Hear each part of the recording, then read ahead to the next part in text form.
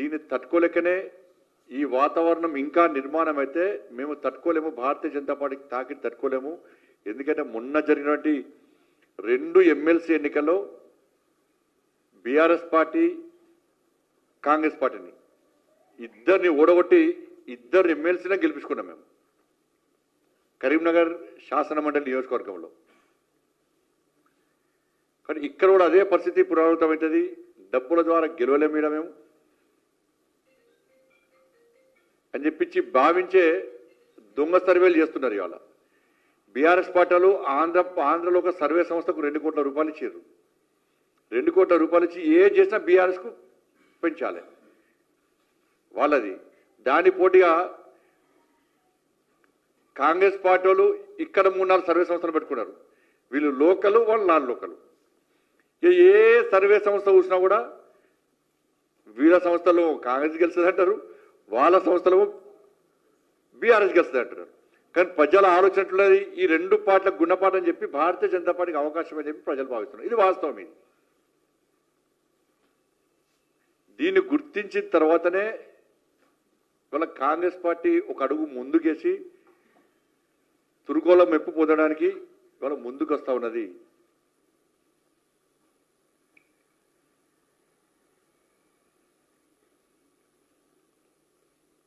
కాబట్టి ఈ ఎన్నికల్లో ఎట్టి బస్సులో భారతీయ జనతా పార్టీ గెలవబోతున్నది. ఇది బీజేపీకి ఎన్ఎంసి ఎన్ఎంసి అంటే ఏంటిది? ఐఎంసి.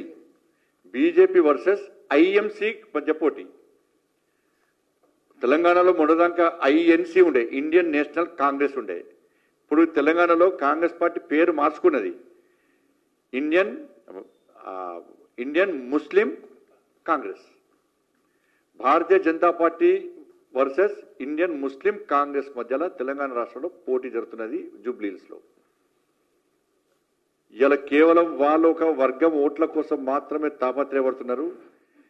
జూబ్లీహిల్స్ ఎన్నికల్లో మెజార్టీ ప్రజలైనటువంటి 80% ఉన్న హిందువులు ఓటు బ్యాంక్గా మారబోతున్నారు.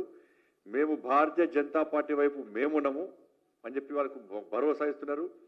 ఎన్నికల వాతావరణం మొత్తం మారిపోతున్నది, భారతీయ జనతా పార్టీకి అనుకూలంగా తయారవుతున్నది. ఈరోజు మాకు వచ్చిన సమాచారం అనేక ప్రాంతాల్లో వాకర్స్ కానీ ఇవాళ పొద్దు నుంచి ఇంటింటికి తిరిగే కార్యక్రమంలో కానీ మొత్తం ఓటర్స్ అందరూ కూడా వాళ్ళ నిర్ణయాన్ని మార్చుకున్నారు. బీఆర్ఎస్ అనేది ఫీల్డ్ నుంచి వెళ్ళిపోయింది. బీఆర్ఎస్ ఇప్పుడు పోటీ చేయాలన్నా వద్దన్న ఆలోచనతో ఉన్నది.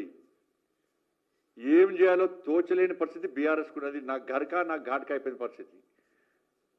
తురుకోవాలని అనుకుంటే వాళ్ళు మా కుంపముంచారు, కాంగ్రెస్కి వేరు. బయట అభివృద్ధి చెప్పుకుందామంటే 10 సంవత్సరాలు నువ్వేం చేసినావు అని చెప్పి మమ్మల్ని అడుగుతున్నారు. ఇటువంటి పరిస్థితుల్లో బీఆర్ఎస్ ఫీల్డ్ నుంచి పక్క జరిగింది, అవుట్ అయిపోయింది. బీఆర్ఎస్ ఫీల్డ్లో లేదు. ఇక్కడ జరిగేది బీజేపీ ఐఎంసీ. ఈ రెండింటి మధ్యలో పోటీ. నేను జూబ్లీహిల్స్ ప్రజలకు విజ్ఞప్తి చేస్తున్నా, మీరు భారతీయ జనతా పార్టీ వైపు ఉంటారా, ఇండియన్ ముస్లిం కాంగ్రెస్ వైపు ఉంటారా? మీరు నిర్ణయం తీసుకోండి. మీకు అభివృద్ధి కావన్నా అరాచకాలు కావన్నా అర్థం చేసుకోండి. కాంగ్రెస్ గెలిస్తే ఎంఏం పార్టీ గెలిచినట్టే.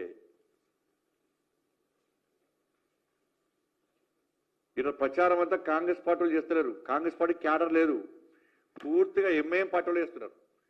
ప్రచారం అంతా కూడా ఎంఐఎం పార్టీ వాళ్ళే.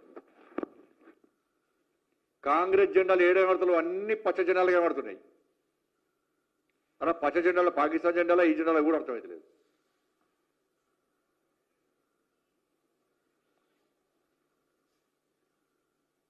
రాష్ట్ర ముఖ్యమంత్రి ఇక దిగజారి ముఖ్యమంత్రి హోదా లెక్క వివరించకుండా కాంగ్రెస్ అంటేనే ముస్లిం అట, ముస్లిం అంటేనే కాంగ్రెస్ అట. ఈ దేశ జవాన్లను కించపరిచే విధంగా గతంలో కేసీఆర్ గిదే మాట్లాడాడు. సర్జికల్ స్ట్రైక్ దోమ చచ్చిపోయిందా, ఈగ చచ్చిపోయిందా, కేసీఆర్ ఫామ్ హౌస్ పరిమితమైంది.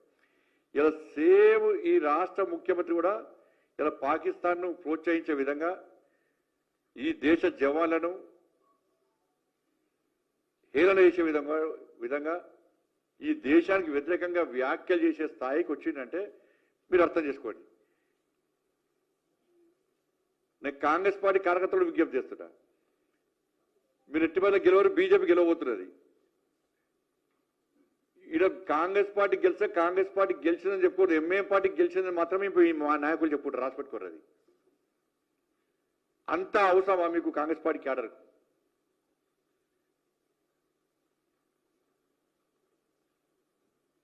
కానీ బీఆర్ఎస్ పార్టీ ఇప్పుడు వాళ్ళ లొల్లి స్టార్ట్ అయింది. మాగంటి గోపీనాథ్ ఇవాళ కొంతమందికి 2 భార్యలు ఉంటున్నారు, 4 పిల్లలు ఉంటున్నారు. కానీ తల్లి ఒక్కతే ఉంటుంది అన్న, తల్లి ఒక్కతే ఉంటుంది.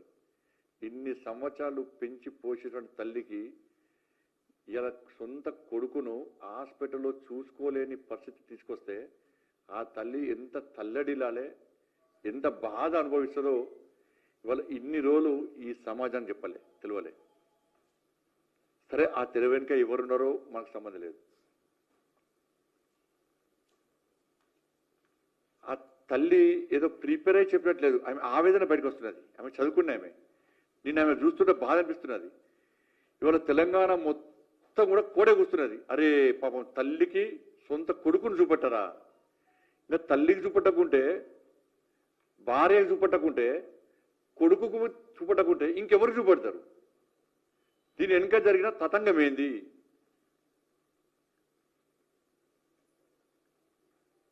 తల్లి డైరెక్ట్ కేసీఆర్ కొడుకు పేరు చెప్పింది. నా కొడుకు మరణము ఒక మిస్టరీ అన్నది. ఏంది అది? ఆ రోజే చనిపోయిందా?